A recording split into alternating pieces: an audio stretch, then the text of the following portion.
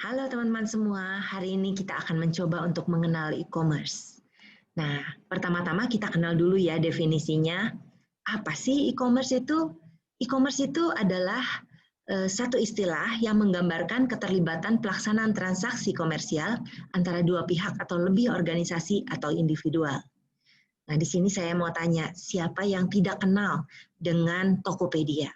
Siapa yang tidak kenal dengan Shopee? Pasti tidak ada. Nah, itu adalah contoh e-commerce yang melibatkan merchant atau kadang-kadang juga customer dengan customer lain. Jadi terjadi transaksi antara dua pihak. Kalau contoh yang lain misalnya apa? Nah, tentunya di antara kita ada yang juga familiar dengan situs e-commerce lain seperti Lazada, seperti Sosiola, atau Orimi, atau juga seperti Beneka.com ya. Nah, intinya pada saat di dalam e-commerce kita akan terjadi transaksi komersial yang menggunakan sarana digital. Mengapa kita butuh untuk belajar e-commerce? Tidak bisa dipungkiri lagi dalam 5 tahun mendatang pasti bidang ini makin berkembang. Kita sebetulnya sejak 94 perkembangan e-commerce itu sudah dimulai dengan keberadaan Amazon. Nah, tapi terjadi fase-fase yang nanti kita akan lihat ya di akhir dari materi ini. Kemudian kalau dilihat lagi dalam perubahan situasi sekarang, terutama dalam COVID pandemik, sebetulnya ini adalah blessing in disguise, di mana para usaha-usaha kecil, bahkan UMKM juga terpaksa harus go digital untuk bersaing.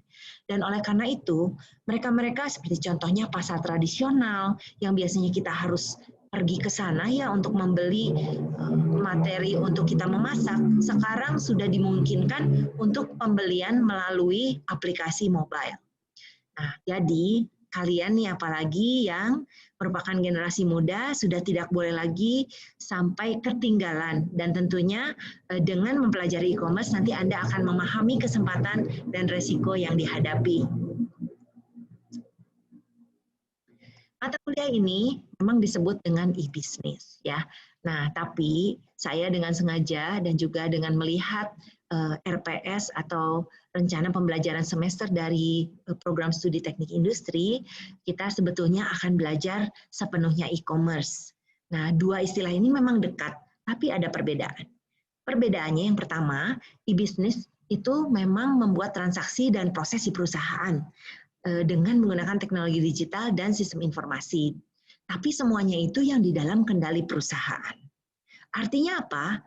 Tidak ada transaksi dengan keluar.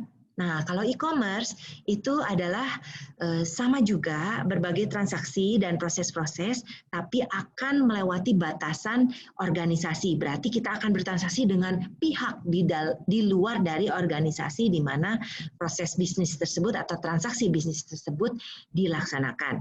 Jadi, e-commerce itu merujuk pada transaksi keluar perusahaan, sedangkan e-business melibatkan aktivitas di dalam perusahaan saja. Nah, walaupun mata kuliah ini berjudul e-business, kita akan belajar tentang e-commerce karena kita tidak mau ketinggalan dari tren yang sedang berlangsung.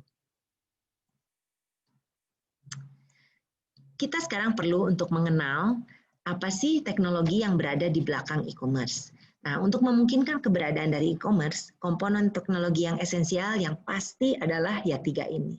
Internet, web, dan mobile platform. Tanpa adanya internet, tanpa adanya web, tanpa adanya mobile platform, transaksi bisnis dari e-commerce itu tidak akan terjadi dan tidak akan ada sebanyak ini. Sebagai perusahaan yang nanti akan bergerak di dalam bidang e-commerce, kita harus memahami bahwa terdapat isu-isu yang perlu disadari dan dihadapi. E-commerce bertumbuh sangat kuat dalam beberapa tahun terakhir, dan walau terdampak COVID masih terus bertumbuh. Dan bahkan makin tinggi pertumbuhannya, seperti saya sebutkan, bahkan UMKM sekarang sudah mulai menggunakan e-commerce dengan lebih intensif. Nah, pertumbuhan e-commerce dari mobile platform yang sekarang ini semakin baik, itu memang didorong oleh pertumbuhan juga dari digital advertising, sehingga mobile e-commerce itu semakin nyata. Nah, Kalau kita adalah bisnis yang sekarang baru berangkat ke e-commerce, kita juga harus menyadari bahwa terdapat perkembangan-perkembangan terbaru. Sebagai contoh, adanya pengawasan pemerintah yang lebih ketat untuk transaksi bisnis online, kemudian juga adanya masalah privasi, karena kita kan biasanya kalau e-commerce mengumpulkan data-data rahasia dari customer kita. Jadi bagaimana kita menjaganya? Perlindungan properti intelektual. Nah, banyak hal yang dengan mudah ditiru. Bahkan kalau buku pun bisa dibajak. Nah, oleh karena itu akan lebih sulit untuk melindungi properti intelektual. Berikutnya, terdapat juga isu keamanan bertransaksi di internet dan juga isu dalam pengelolaan penertiban di internet. Nah, semua ini adalah isu yang perlu kita sadari dan oleh karena itu kita akan terus belajar di dalam mata kuliah ini.